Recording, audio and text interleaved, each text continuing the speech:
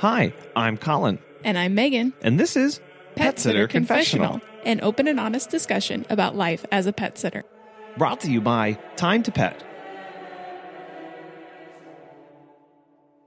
We tend to talk an awful lot about growing our businesses and starting our businesses. Not a lot of us think about or even discuss persisting in the industry. We don't really tend to wrap our minds around what it would be like to be a pet sitter for over 20 years, and even how we would go about ensuring setting strong foundations in our business right now to get us to that point. So today, we wanted to bring on Jay Pattiz, owner of Pampered Pet Sitting for over 20 years. Jay brings with him a vast amount of history and experience to the conversation. Jay talks about his 7 Ps to success in business and why understanding and knowing your numbers in your business is so critically important to the foundation and longevity of your business. This conversation with Jay was extremely encouraging and grounding to me to understand that there are simple things that we do every single day. They're not overly complicated. They're not big, grand gestures. It's focusing on the fundamentals, focusing on the basics every single day. So let's get started. My name is Jay Pattiz. I'm with Pampered Pet Sitting and Cats at Home Pet Sitting. I live in Warrensburg, Missouri with my wife, Jill. We've been married 40 years and our 5 Cornish Rex cats. Warrensburg, Missouri is about 50 miles southeast of Kansas City, so it's about an hour away from Midtown Kansas City, and we're about 30 miles or so from the very east part in the Kansas City metro outskirts. And I might add, the closest person we've ever done an interview with, you're basically just down the road from where Megan and I are. So it's a real pleasure to have you on and pick your brain about being in the pet care industry for as long as you have been. So thank you so much for coming on today. Sure. So what got you started in pet care? You know, we go back a ways. So 24 years ago in 96, our house was getting to be a zoo. It's the same house we still live in here in Warrensburg. My wife was breeding cockatiel birds, and we had several cages all over the place. And we also had cats, and she wanted dogs, and she wanted to breed parrots. I think you're getting the drift. She was not satisfied with just what we had. So I had to look for something that would satisfy her urge and my urge for taking care of pets. But we couldn't have them all in our little home. And so I one day was in a bookstore, and I saw a book that said Pet Sitting for Profit by Patti Moran, who was the founder and president of Pet Sitters International at the time. And so I got that book and I read it and realized, hey, this is probably the right road to go. We can be pet sitters who really can be like grandparents. We can come in the home, love up the pets, take care of them, and leave. And then when the owners get back, the pet parents get back, we don't no longer have any other responsibilities with them and get paid. So this sounds like our secret. So I ended up calling Patti and got to become pretty good friends with her and talked to her and got the ins and outs of pet sitting. And then the following spring, we pretty much got everything set up with our insurance, our bonding, figured out we would take we got rid of our breeding pair of cockatiels, sold off all our other cockatiel birds, convinced Jill that there was no need to look at breeding any other types of pets, and we would just stay put with the type of cats we have, no other dogs, and that we would do this. And we started on May 1st of 1997, and right away we got clients.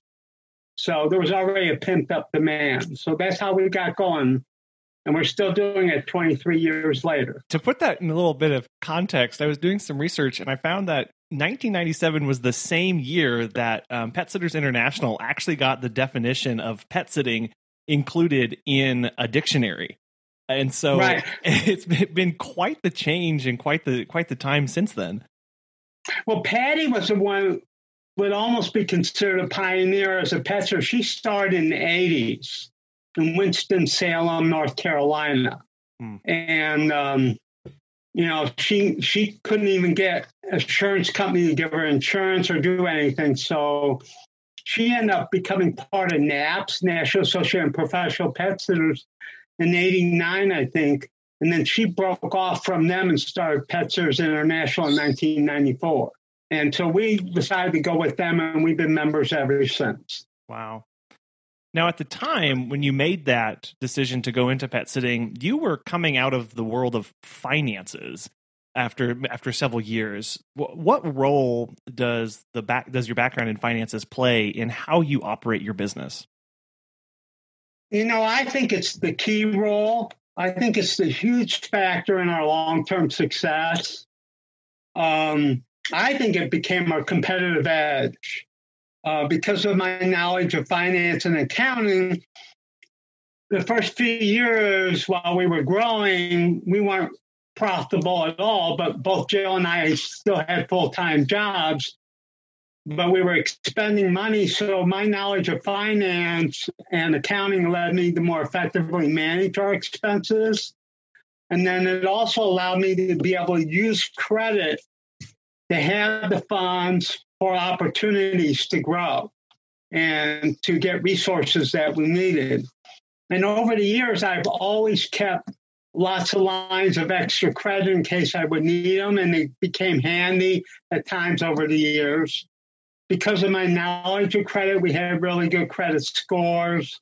And because of my knowledge of accounting, we were able to be concerned about our profits and keeping our expenses in line. So I honestly feel my knowledge of finance was our competitive edge, because we were no better than anybody else in actually doing the dogs and cats and other pets.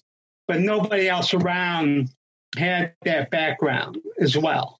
Really having that firm foundation set allowed you to do all those things that you were wanting to do and do it with surety and security. So, 23 years later, you have that foundation that you've built upon ever since. It's, we also were pretty much had our finances together before we started and had knowledge of them. So that gave us an advantage over people who would be doing this sort of thing and didn't have that together. Now, I think finance is generally one of the things that a lot of business owners are weakest at. We get into pet sitting because it's something we're really passionate about. It's something that we love doing. But the finance side, the business side, can sometimes it fall by the wayside. So that's for sure. I understand. I deal with pet sitters all the time. I went to 17 annual PSI conferences, and we're always talking about that. Yeah. So on that, what are some things that every pet care business owner could do to get better at understanding their finances?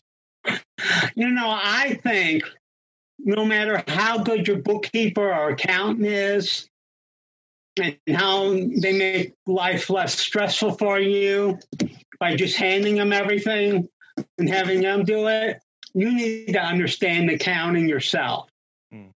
Because if you don't understand accounting, you won't know how to keep up with your expenses and your revenue and really understand where you've been and where you're going. So I think that's a big deal. For 15 years, back in 2004, I got involved with a pet sitting software called Pet Tracks that I really liked because they had an accounting software incorporated into it. And I was able to customize it, and I used it for 15 years. Then all of a sudden, this past November, it got corrupted. The report section got corrupted, so I no longer can hit a few keys and pull up reports. So I've since gone to QuickBooks, and I really like QuickBooks. It gives me a lot of more things than I had before. So I think there's so many accounting softwares out there that you can easily use that sync with current pet sitting softwares. And some of the pet sitting softwares, like your sponsor, I think even has an accounting as part of it. So it makes all the difference in the world. And then understanding finance. So you know how to keep your credit good or make it better, and how you can use credit. There were times when our cash flow wasn't really good, and I was able to figure out ways on how to charge things with one credit card, but no, it wasn't going to be due for almost 60 days later, and then I would have the money to pay it off and not paying interest. And then I would be able to figure out their formula for how many days they gave me to do it and things like that. So knowing that type of stuff will really help your cash flow and help you get better credit. When you get better credit, there's less cost for credit. There's less cost for a lot of things, cars and houses and everything else. So it made a really big deal. I think it's really important that pet sitters know what their overhead expenses are, that they don't just think about their gas that they use to drive to do their pet sitting, that they really understand that in transportation costs, the government allows you 57.5 cents a mile because that's what it really costs. When you figure in maintenance of the car or truck, you figure in depreciation of it, you figure in repair, replacing tires, batteries, and so on, insurance and taxes and everything else, it really costs that. And I don't think enough of them think about it. They think about only the cost of the gas. So I think you need to keep track of that really close. But you also need to understand what your other expenses are, like your phone and your pet sitting software, maybe your accounting software, any other, your advertising, marketing expenses. You know all your expenses. Know what your overhead expenses are. I think it's really a good idea to know what the percentage of your transportation costs is as of what you charge for pet sitting. So if you have a round trip pet sitting, that's 10 miles round trip, it's costing you $5.75 really in transportation costs, that you understand that. And then you understand what the insurance cost is built in, and all your other overhead costs are built in with it. And I think it's just really important. And I really suggest that you know your numbers too. Know who your top clients are. Like for us, we had last year, our top 10 clients did 50% of our business. And we had the other 86 clients did the other 50%. Wow. And I know of other places where pet sitters where 20% of clients do 80% of the business. You need to know that, know who those clients are. And you need to know what the cost is of retaining those clients and recruiting them, acquisition. So I know stats and accounting and all that might be a pain in the butt. It may not be exciting. It might be boring. But it's the thing that allow you to do the thing you love with pets and be your own boss at the same time. Yeah. And if all you view finances and the numbers is, if your view of that is once a year or a couple times a year, you drop off some paperwork at an accountant and you leave, you don't get that fine-tuned decision-making that you do when you really know and understand them, when you're able to calculate some of those things and see who that 20% of your clients are who are driving the 80% of your business, or what the actual costs are. If you're just dropping something off and walking away, those powerful decisions are being left with that person, and you are not, you don't know where to go. And you'd be surprised how many people in our industry do that. And then what if the accountant doesn't do a good job for you? Or what if it takes them forever to do it? Or what if they're not in business the next year? And you have no clue on what to do. And you're not managing your business. You don't know what's going on if you don't understand this. And you can help your accountant do better for you, too, if you do. Yeah, you're able to communicate to them exactly how your business operates, what you're thinking with the numbers, and check and have, a comparison to have of this is how I ran them. What did it look like when you did? Maybe where some of the discrepancies are, and be able to really dig deep and use them as a partner in that process instead of just somebody who does your books. Oh, yeah. It makes all the difference in the world. And by doing this, you can forecast things down the road, where if you don't, you're not going to be able to forecast as good. And if you wanted to change things, if you wanted to do more cat care or you wanted to do more dog walking and that, and you wanted to make more money while doing that, if you don't know what your profit margins are, then you're not going to be able to forecast that very well and achieve those goals. We'll talk about that for a little bit more of when you say forecasting, what does that mean, and how do business owners leverage that? I still do all that. Because of the pandemic, we're not nearly as busy as we have been in previous years. I divided up our clients into 3 groups for us because our area has a state university, has an Air Force base nearby, and then we have all our townspeople, which includes agriculture as well. And there's about a half a dozen manufacturing factories in our town as well. So I divide up our clients by category, whether they're associated with the university, the base, or their townspeople. And early on, I found out I was having a lot more university and a lot more base people and less townspeople, but I wasn't getting good retention because the university people would move, not just the students, but the faculty and staff. And eventually they move all the Air Force people around too. So I made the decision I wanted to get more townspeople and less Air Force in the university. And it wasn't that many years ago I had it was even about a third. And now 62% of my client base is townspeople. Only 14% is university and 24% the base. So that's much better. We don't lose as many clients that way. So that's an example of forecasting and using the stats and the things as well. And I also used to forecast by the number of pet sits I would have pre-booked going into the month. And in certain months, I know I would get at least 50% more. And some of the busier months like May or June or July, I might double it or more than double it. So if I had 100 pet sits pre-booked, then maybe June or July, I might end up with over 200 pet sits. So that's just some of the things. And I would know when the expenses occurred associated with that. So that's kind of some of the ways I use the forecasting. Yeah. And looking at that turnover cost of clients you mentioned earlier of like the cost of acquisition, the cost of doing the meet and greets, the cost of doing all of that, and going, okay, I need more stability, more predictability here. I don't want that high turnover because that costs me money.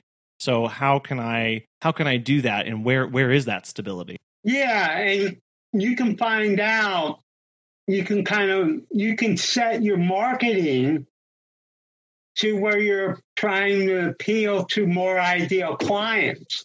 And you can do things like when you get a bunch of clients call you from the Air Force Base last minute, less than a week's notice, and want you to do them real short notice for their dogs over a weekend or a holiday or something, you might decline them because you know they're going to be a one-time deal, or you're not wanting as many Air Force people.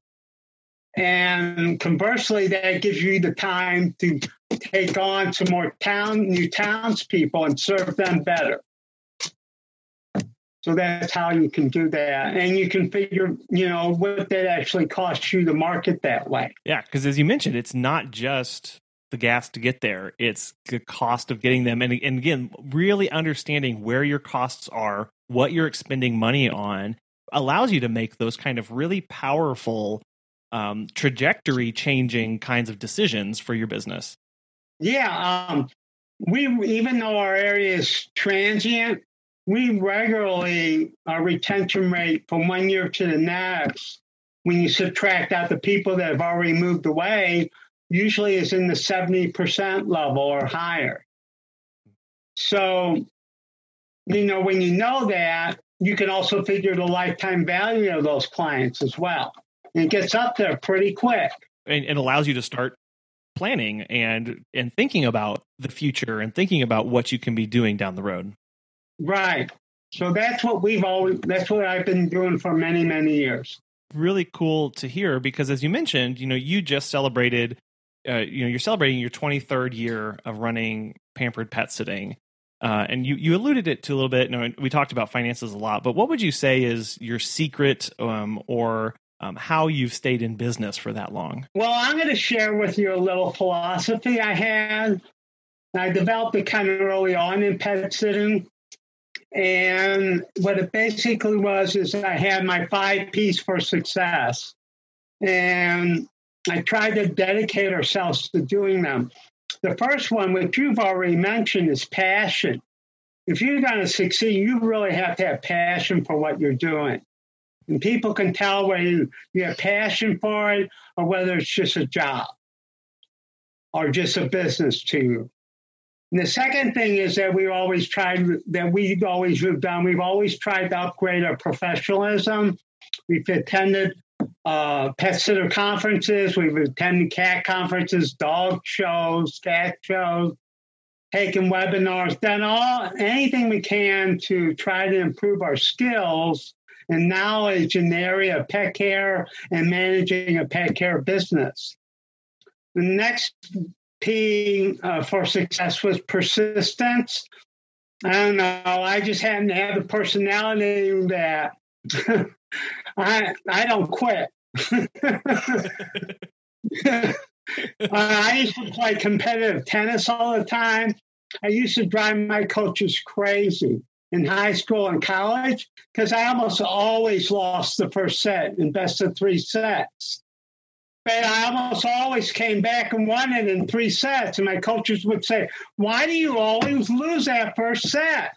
And I said, "I don't know. They're just better than I am then, but I refuse to lose, so I make myself better, so I beat them in the end."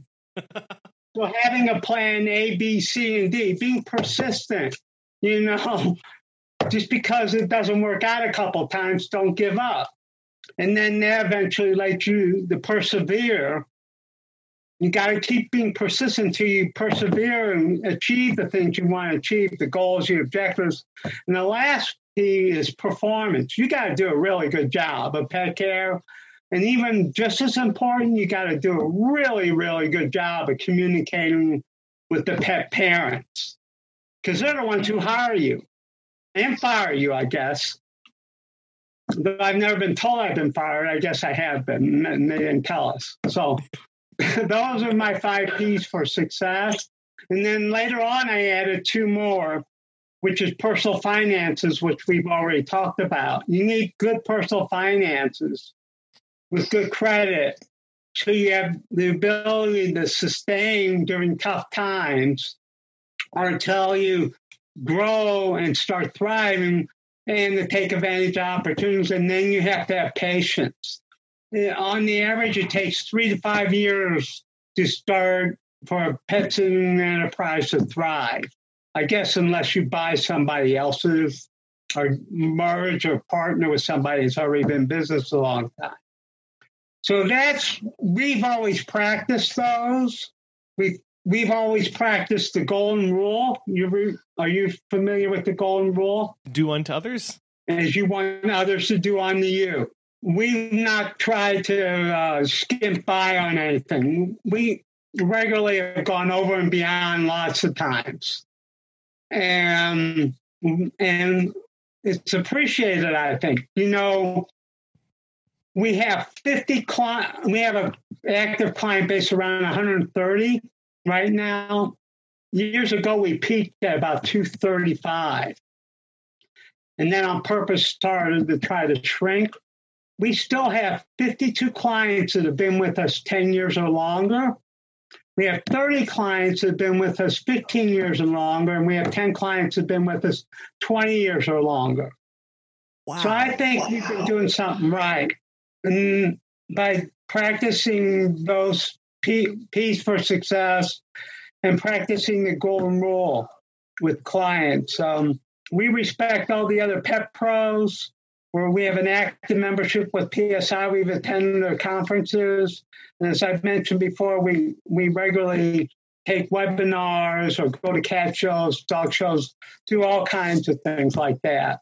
And I think we've been active in the community, member of the Chamber of Commerce for 15 years and been active in it. So I think it shows. Yeah. I mean, when you have that many clients around for 15 years or more, that really does show that those 5 and now 7 P's to success are really being implemented. And I really appreciate the last one of patience, because that one's really hard. I know I struggle with being It's extremely hard. It's probably the hardest one, I think. Yeah, I would agree with that. I would agree, because you feel like, oh, I'm showing up. I showed up today, and I did all the other P's. I got all those done, and now I've got to do that again and again and again, and wait for that to take hold, and wait for that fruit to take hold. Yeah, and one of the things pet sitters don't always understand, or anybody for that matter, when you're marketing a service, just using marketing, for example, when you're marketing a service, it normally takes at least 3 months and usually 6 months to a year to get the benefit from that marketing in our industry, because people don't travel all the time, and you don't always have somebody being dog walking all the time. So that's a hard thing to get. Right. I paid for the ad. Now, where are all the people that need my services right now? Yeah. No, it's not going to happen. Yeah. When you pay for that ad, or you boost a post on Facebook, which I do a lot of, by the way. I haven't done any since February because of the pandemic. All you really want to do is get engagement and awareness of your business. You want people to be aware of you. They say, some marketing experts say, it takes 5, 6, 7 times of somebody seeing or hearing about you before they'll take action. So obviously, if somebody really admires, is close to, refers them to you, it won't take that long, but it can if they've never heard of you before. Right, because it takes that time for them to get to know you and understand what you're about. Or, as you mentioned, people don't travel all the time. So it may take a year before they need a pet sitter. They may need a dog walker or somebody. And so investing now, and then the payoff will be maybe a year from now, or whenever the next time that person actually needs that service. Exactly. So you just don't know. If you can include the patience in there too, if you're doing the other 6 really, really well, if you're a little bit patient, it'll pay off. And that's the hardest one, of course. So, of course. Now, in your 23 years of business, I wanted to know if you've ever struggled and dealt with burnout or passion fatigue. Very little, rarely. But believe it or not, the times when I've had the most problems have been during the times when we would be preparing to go to the PSI conference, wherever it would happen to be. And because what we usually did, quite often we found out it was a neat way to get away, to go to the conference and learn a lot and socialize with the other pet sitters and PSI staff. It was also a good way to get away for a vacation. So we would combine the two. And in 2001, that was the first year we did that, when it was in San Diego, the conference, and then we spent an additional week a little bit south of San Diego for a vacation. And we would actually root for it to be in certain cities so we could vacation nearby. So, but because of being gone for so long, sometimes it'd be 2 to 3 weeks. I would get so stressed out and just about burned out and not want to hear from anybody about anything. That's when I would come close to burnout. I remember a couple of times I had to call even my pet surgeon and say, I'm going crazy. I'm going to need your help. But I've been able to recognize the signs and cut back, and I know how to say no. Was that something that you had to learn going into the business, or did you feel like you were pretty well equipped with saying no? Yeah, no, I had to learn that going into the business because the first 5 years, we both worked full time, and we didn't have a lot of time to do the pet sitting like lots of other people do. And we weren't really sure the business was going to make. You realize we were still one of the new people with pets, and we were the first professional pet sitters in Warrensburg at the time. So it was hard to say no because you wanted to make sure the business made it. But then after a while, you learn by saying no sometimes, you actually get better yeses. It's hard to believe, but it's the truth. I found out it's not directly related, but if you raise your prices, the higher you raise your prices, the better clients you get. So that's one way to say no. Yeah. Well, yeah, it's saying no doesn't have to always be just a verbal no. It can be marketing a different way so that just the way that's being marketed, you're saying no to other people. It could be in the prices. It could be in certain policies that you have in place, all that kind of stuff too. So it is a much more encompassing than just saying no to somebody over the phone. Yeah, the big thing is recognizing your signs. And a lot of times somebody, it might be your wife, it might be another pet sitter, it might be somebody else a friend, could see your irritability and could tell something's wrong. And they might mention it. And you say, oh, my God, I'm going to be getting burned out here shortly. Or in Christmas time comes around and you end up getting overbooked, not because you necessarily overbooked, but one of your clients have been with you forever suddenly has an emergency. And they have to pick up and leave, and you can't say, no, we can't take care of your home and your pets so you can go take care of your emergency. No, you go ahead and take care of the emergency, and then you come close to burnout. Have you heard about Time to Pet? Susan from The Pet Gal has this to say. Time to Pet has helped us grow exponentially. We believe the platform's features make us by far more professional than other companies who use conventional dashboards. They are the software gurus constantly developing and improving the platform based on user feedback. This decision was a good one. If you are looking for new pet sitting software for your business, give Time to Pet a try. As a listener of Pet Sitter Confessional, you'll get 50% off your first 3 months when you sign up at timetopet.com/confessional. You were the first professional pet sitter in the Warrensburg area. What's it like been servicing the same area for 23 years? Well, it's fine. We enjoy it. We've lived in Warrensburg for 42 years. Yeah. And so we knew the area real well before we even started. And we were known in the area before we got started too. So it's been fine. It's, we learned right away that the base, the university, and the town were very transient. And we knew that we had to get a bigger portion of our client base needed to be in town so we wouldn't be working as hard with so much turnover. But we also knew that it was important it's been important to stay active in the community. I served on the park board the first 2 years of our pet sitting enterprise. We've been active in pet rescues, cat clubs, been active in the chamber, and just stayed active in the community. And we've built up relationships. I heavily believe pet sitting is a relationship business, not with just your clients, but also with prospects, the general public, but even more important with your fellow pet pros.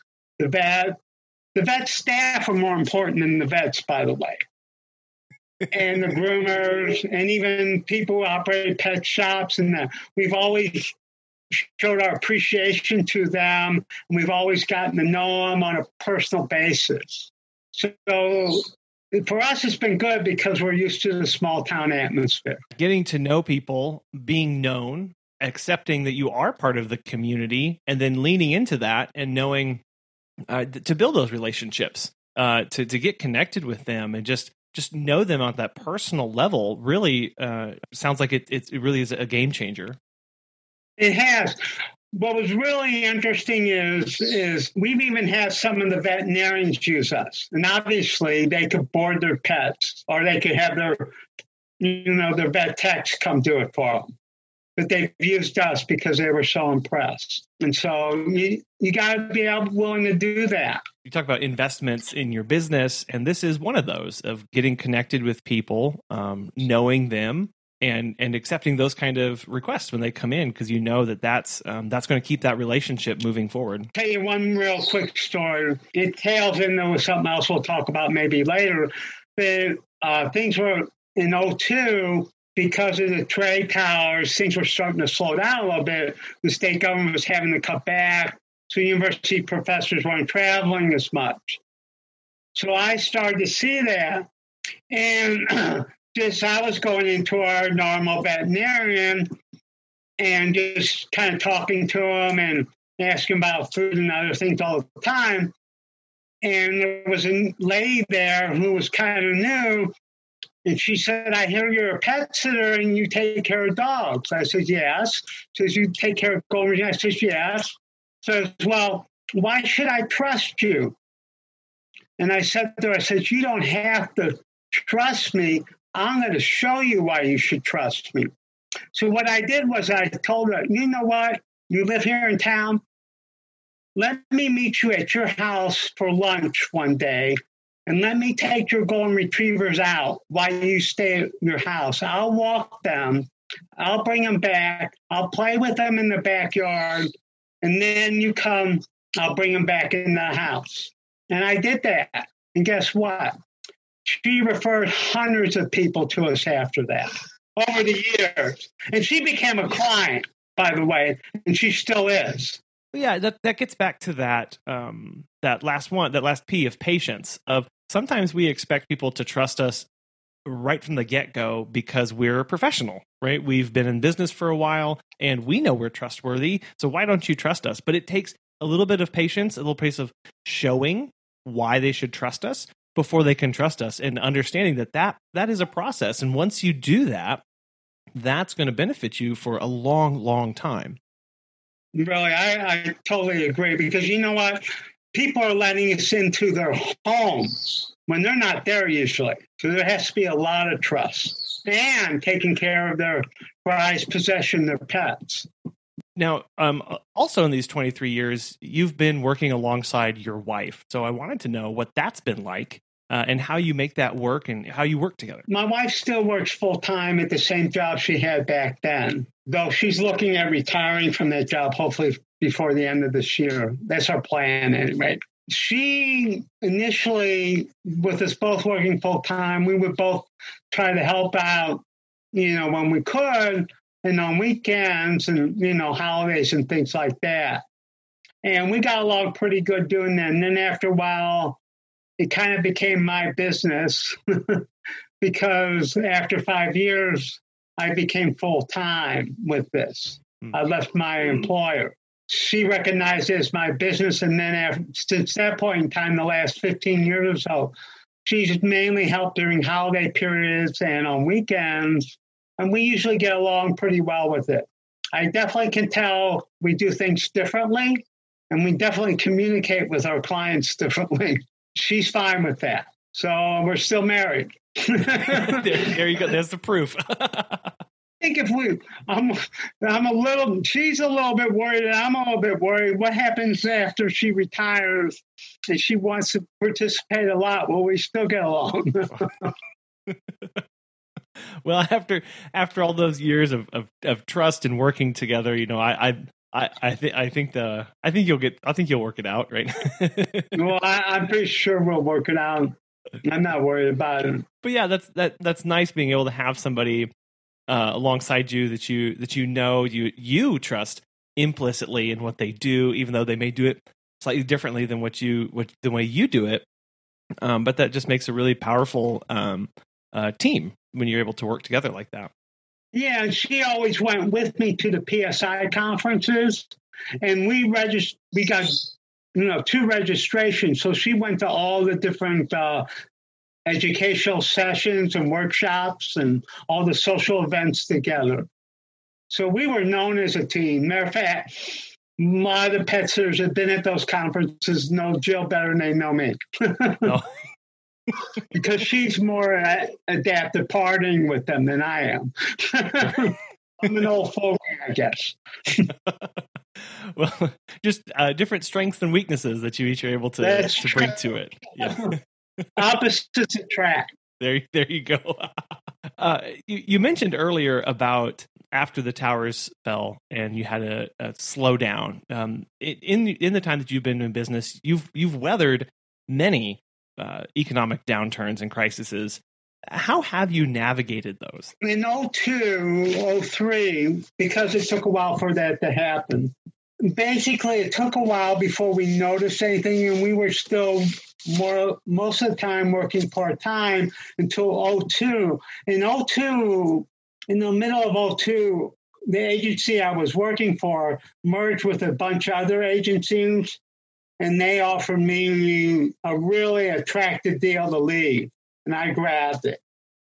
And at that time, we could probably need to go full-time pet sitting, but we got really worried. So what happened was I ran into somebody who knew one of my clients who worked with FedEx, and he asked me if I would want to drive part-time during the busy season, which was the spring and summer. And I said, yeah. So I had to go get a commercial license, and I had to pass a FedEx driving test. I drove FedEx band all over Warrensburg, even down near you in the Sedalia area, Green Ridge, all the little towns. And and I didn't earn really that much, but it made Jill feel better about it. And we knew we had that money coming in. But what was really nice was I learned GPS then, because GPS was early on then. It wasn't prevalent like now. He was fine with me telling people about my business. So I would carry business cards around with me. And if the people I was delivering to had pets, sometimes I would talk to them about their pets, and they asked me for my business cards. And some of them did become clients down the road. So that worked out really well. And then by fall of 2003, I really didn't need to drive there anymore. And I just went totally full time. But I did that. In 2007, 2008, when the financial crisis hit, it didn't really affect us until probably 2009 to 10. And in 2010, I noticed things going down dramatically. And at the 2011 conference, PSI conference, which was in New Orleans, but they had it in the winter in February, the lady was talking about how important it was to do social media, how important it was to have a smartphone, all the things I didn't have. So I determined, I'm going to swallow my pride and I'm going to do that. So believe it or not, Cole, I first ordered my first smartphone when I got back from the conference late in 2011 and got it in early March. Then I went up to the university here at the time. I don't know if it was a state agency, but they had their offices at Central Small Business Development Center, and asked for help. And I can talk to anybody. So, and of course, I've had clients at the university. So I found a person. He set me up with an MBA student, and she was going to graduate soon. And she showed me literally how to use my cell phone, how to use my smartphone. And then she helped get me on Facebook and LinkedIn and some of the other things. And she helped me learn how to do posts and do social media. And then eventually she was of help to help me find a company that helped get our first website. I went 14 years without a website. And then I ended up using Furry Friends, and she helped us with getting a custom logo developed. She helped me pick out colors and all that kind of stuff. And you know what? I continued them for the next 4 years. They would get me a new student, usually almost every semester, or sometimes only once a year.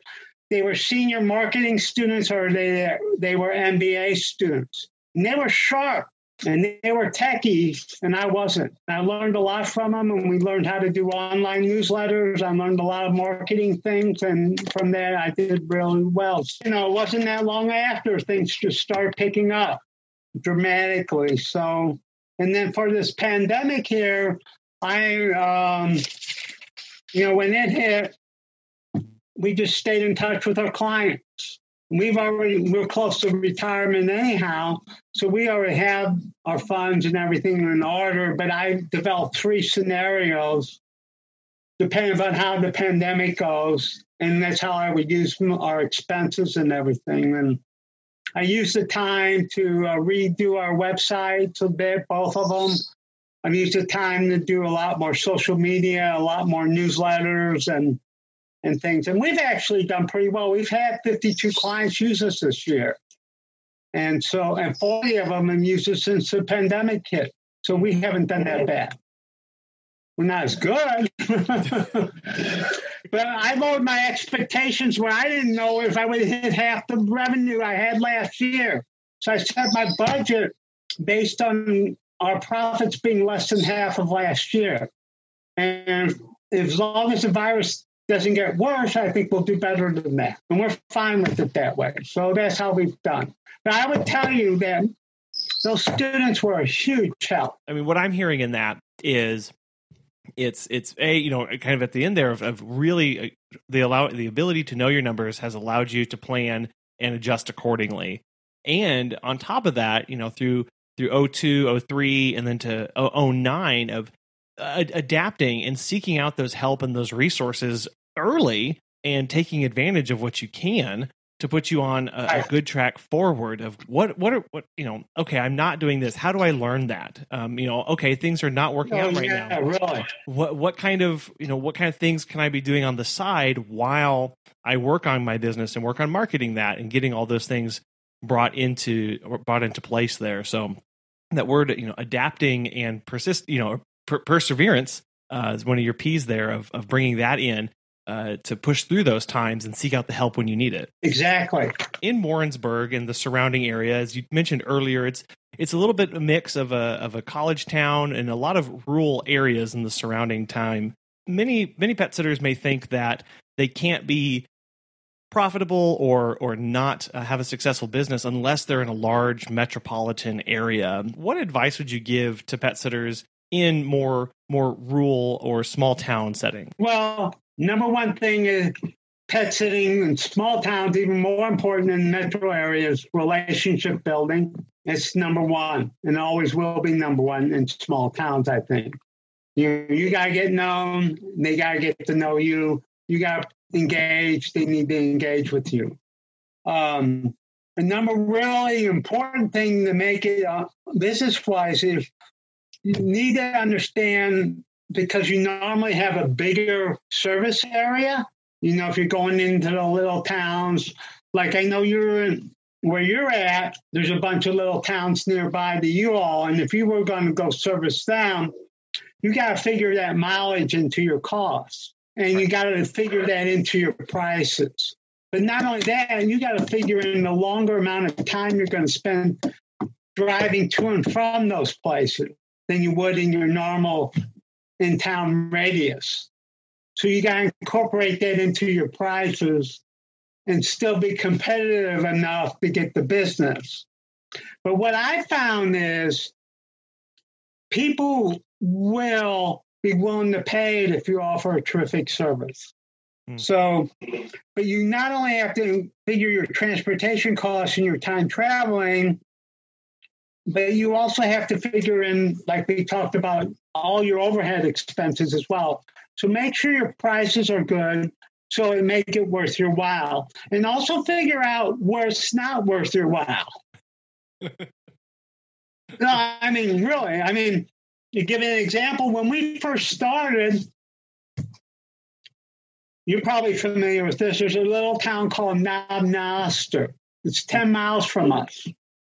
That may not sound like a big deal, but 20-mile difference in driving back and forth 2 times a day or 3 times a day, that's 60 miles 3 times a day. Well, that's over $30 in long-term transportation costs.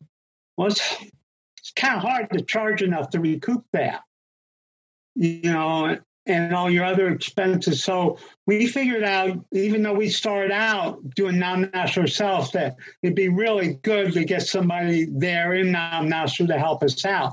Because Nam-Nasser is the little town next to Whiteman Air Force Base, where there are a lot of military people and civilians there.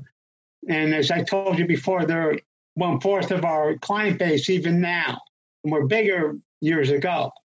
So we've been fortunate to get somebody to help us with that. So that's one of my suggestions, is to do that and to make sure that that you don't make your service area too big.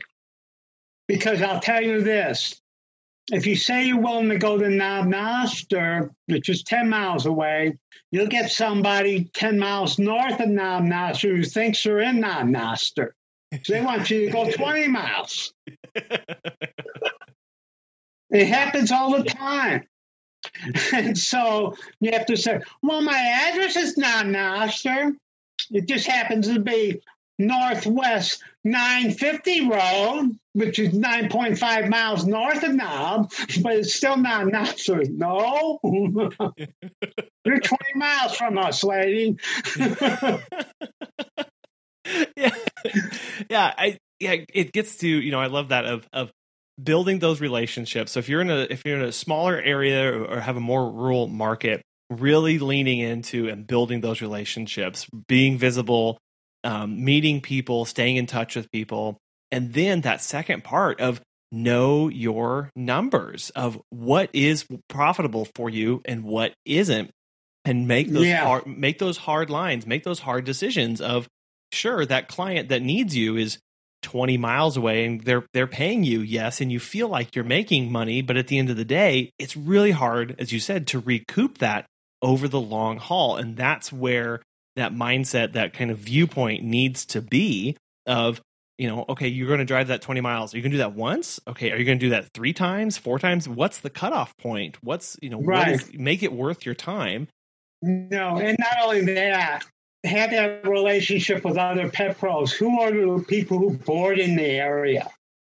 Who else could they use instead of you? So when I say no to somebody, I almost always try to give them a referral to someplace else they can serve that. I'm not afraid of losing the business because we get that back. Yeah, that's what that relationship is of okay, this doesn't work for me. And good customer service means I need to tell you where else to go or who can be of good service to you. And then when whoever you refer to them, down the line, they're going to have something that doesn't work for them, and they're going to refer them back to you. And there comes again that patience of knowing that this is gonna come back and this is going to be beneficial. Right. The other thing is, if you do get some pet sitters to cover that area, make sure you do a really good job of screening them because they represent you. And it only takes a few minutes and one bad client to ruin a good reputation you built over many years. I have one lady who covers Knob-Noster for us now. At one time we had 2. They overlapped. And I knew the other lady was going to be leaving. Her husband had gotten orders, so I went and got somebody else. And I know I have another lady here who helps me with the rural area and overflow here in Warrensburg. And believe it or not, all I did was I went to my clients and said, you know what? We're expanding too fast. We can't keep up. if you know anybody who might be good at doing what we do, let me know.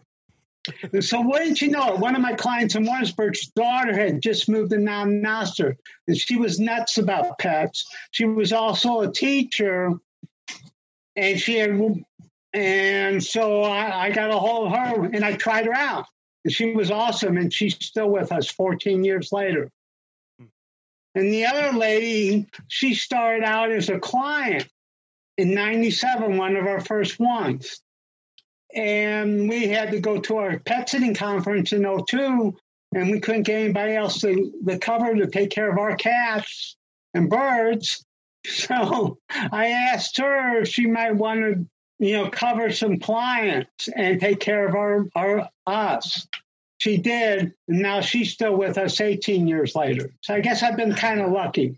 Yeah, well, but that's leaning into those relationships and the community that you've built and you have around you. You can ask your own clients or business people or whoever and say, hey, I'm looking for some help, and not have to go the normal hiring route, Yeah, because you already have a relationship with them. They know how you operate, obviously, because they've hired you before. And if they have an interest, that can definitely be a route that you can take, because you know them as well. You recently made the switch to providing almost exclusively cat care. What was that decision like, and what was that decision process for you? About 5 years. About 5 years ago, I saw that we are cat people ourselves. We have 5 cats in our own home. We've had 6 or 7 a couple times. And my wife is the president of a Kansas City area cat club, and she's been with them for, I think, 25 years or no. And we've always done cat shows. And so, with cat rescues, we're cat people. So I started thinking about, getting up there in age, and it was harder to take care of some of these dogs. I was getting aches and pains, and we couldn't always refer them to other pets. And maybe we should think about trying to get more cat care. So that's what happened. And then about a year later, we formulated that as our exit strategy, the semi-retirement, where we would cut back on our pet sitting operation and have others do mostly the dogs and other pets, and we would just do the cats mostly. And we've been gradually working it that way for the last 4 years. And we even started a separate brand. I don't know if you know about this or not, or seen this website. We decided to start a separate brand called Cats at Home Pet Sitting, got the domain name, started a separate website, and the whole bit. What we did, we mainly did that because we were at a social gathering, and some of us Kansas City area petsers had heard they were doing more cat sitting, and they wanted to do more. And then we decided, hey, maybe we could get together all under kind of an umbrella and do this together, and I can refer business up to them in the Kansas City area. So that's what we started, Cats at Home Pet Sitting, kind of almost the fall of 2016, but we didn't really get many pet sitting clients until 2017 in the Kansas City area. And then we promote Cats at Home Pet Sitting down here in the Warrensburg area, Noster, the rural areas and that. And believe it or not, the Cats at Home Pet Sitting has helped us get a lot more cat clients. Part of 175 out of over 130 client base are strictly cats only clients. So we've really getting there, and one of the main reasons for doing that. Also, cat sitting is a whole lot less demanding physically. So that works. It's a whole lot easier to schedule. And if you've done it, you probably know that. And we found it to be a whole lot less competitive and a whole lot more profitable. So that's the reason we've gone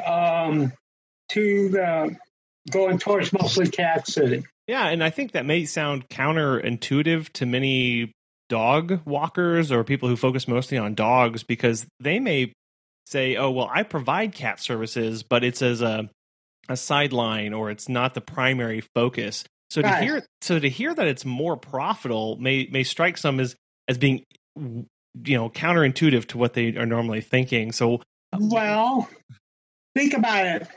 For most cat sitting, not all, but for most cat sitting, you only have to go in once a day. Sometimes you can go back. People want more feeding, or they have medicine or shots or things. So therefore, the cost doesn't add up as much. So you can charge a bit more and not worry about whether you're not being competitive and where you're losing business. So that's all. Also, I don't know. It's less competitive, and you're able to. You don't have to drive as far. It seemed like for us, at any rate, for a lot of our cat sitting. So our costs are lower as well. Yeah, again, getting back to that, knowing your numbers, knowing that, okay, what are my costs? And you mentioned go over once, maybe twice a day versus the 3 drop-ins or these large spread out areas, being able to concentrate them so your service area is smaller, you're not going over as much. So you just inherently have more profit per visit. You're right. And the scheduling part makes it easier too. You can have, during the Christmas area, we once did 15 cat families. It was crazy from early morning to night. But we could do them at almost any time we wanted to, and set up routes where we went from one to one to one to one, and we didn't drive that far. And on top of that, as you also mentioned, that the competition just is not really there. No, it's not. Not in our area. In the big metro areas, there are people who are cats-only businesses, but not in our area. And there's not, we're near the, and there still isn't nationwide. You don't hear of too many people with Rover or Wags or those type of places who push cat sitting. So no. So it makes it a good service to either, if you don't have it yet, to add it, and if you aren't focusing on it, maybe a good time to reassess that and see whether that's something that you actually would be really profitable for you. Yeah. The one thing to remember, though, is they have a tendency to be pretty eccentric. So be prepared for that. Yeah. Knowing that but because they're eccentric, they're more demanding that you really have expertise in the area. You can't be a dog walker who suddenly wants to do cats and don't know cats.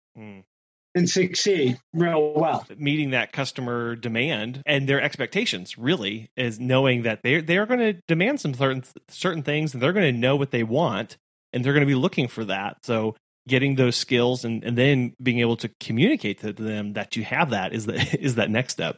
And then what's really neat, one of the best marketing things I've done in the last 2 years is I set up a cat lovers group here in Warrensburg on Facebook. It's called Cat Lovers of Warrensburg, Non-Noster. And we have almost 200 members. And we put a little bit of information on there about pet care, but we're mainly just about engaging with each other about our own cats or other people's cats. We're always sharing cats. And we're always getting new members all the time. And of that group, since in the last few months, I've picked up 3 new clients. And I'm the only admin for the group, so I control it. So that's one way to market to the cat people, because you're targeting a specific people who love cats. Leaning into that and really understanding who that client is, and then speaking cat to them, basically. Right. You've mentioned that throughout our conversation here that, and especially with this transition into cats, that you've got your eye on retirement and semi-retirement. What does that look like for you as you transition out of this business? No. We're meeting with our financial person next week. He usually does a better job of explaining it to her than I do. For me, my idea of semi-retirement will be mostly just cat sitting and continuing the business for most of our regular clients, and taking on some new non-cat sitting clients that our other pet sitters can do. I hurt my shoulders really bad last year, both of them. It took 6 months of physical therapy to get over it. And this year, unfortunately, my knees are starting to ache as well as my back. And I'm doing physical therapy on my own, but they seem to ache more after I deal with big dogs or medium-sized dogs. So my semi-retirement is going to probably include most of the catting. And I'm also going to probably dabble in doing more direct involvement with our retirement funds and also with our investments. I've been taking some classes in investing beyond what I already know, so I can do some of my own investing too afterwards. So that's what I think it's going to include. I ain't giving you a specific date, though. No, I wasn't looking for that. No, I was just curious after all these years. I have clients who say, are you going to keep up with us? Are you still going to be here with us? You know, especially ones who've been 15, 20 years. Yeah, we'll be here. Our page will be here. Don't worry, we'll be here. As long as we're healthy. No. Well, yeah, and in that too, like, yeah, how are you communicating that to your clients? Do you have ones that are reaching out to you? Are you actively talking about the road forward? You know, what the future looks like? No, only the ones who know us really well, and some of the clients that have been with a long time knew us for many years before we even started. You know, they kind of want to know more than just the normal client does. So they'll say, well, how much longer do I do it? One of my clients who's in our neighborhood says, when are you finally going to retire? I said, when you stop loving your pets. So I said, I don't know. I'll be cutting back. I've been gradual. And we've been cutting back. As I said, in 2015, we had over 200 clients. Our client base was over 200. I think about 220. Now we're down to 130. So we're gradually cutting that back, too. That's what I see semi-retirement looking like. Probably next year is my guess. Julie's, her business by the end of this year, I think it'll be next year. Well, sounds like you still have lots of exciting things ahead and lots of experience to share. This has been really, really wonderful. I have thoroughly enjoyed our conversation here. And I know that we've spanned a lot of topics and there's still so much to cover, Jay. So if people want to get in touch, pick your brain a little bit more and just hear more about your story, how best can they do that? Well, they can do it a couple different ways. As long as they identify themselves as a pet sitter. I don't know about you, but both on our business line and our personal line, we get a lot of spam phone calls. So they can call our business landline, Pamper Pet Sitting, 660-747-3554. Voicemail picks up on the fifth ring. Just have them identify that they're a pet sitter, that they heard this podcast. However, they can also go to our website, warrensburgpetsitting.com. There's on the header, there's the email and phone number are listed up top, and I believe they're on the footer as well. Or I guess they could even go to catsathomepetsitting.com, and the information's listed on there as well on the header and footer. And there's a contact form, I think, at the bottom of the homepage.